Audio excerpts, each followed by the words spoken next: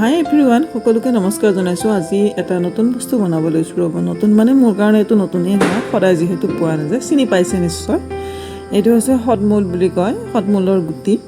আমি মাজে মাজে থলুৱা বজাৰখনত আমি যেতিয়া যাওঁ পালে লৈ আহোঁ, তাকে বনাই খাওঁ, খুব ধুনীয়া লাগে। এয়া আজি মোৰ থালিত আছে সদমূলৰ ভাজি আৰু লেচেৰা আৰু আলুৰ ভাজি আৰু মাছৰ পেটু ভাজি। তাৰপিছত আছে মাছৰ লগত কচু দি পেলাই বনোৱা এটা আঞ্জা,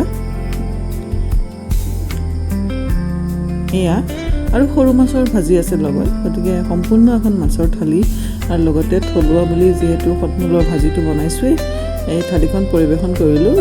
ৰন্ধা ৰেচিপিটো মই পিছত সকলোৱে বিচাৰিলে দিব পাৰিম, কিন্তু আজি সৰুকৈ মই এনেকৈ থালিখন সজাই খালোঁ আৰু দেই। চাবচোন সকলোৱে।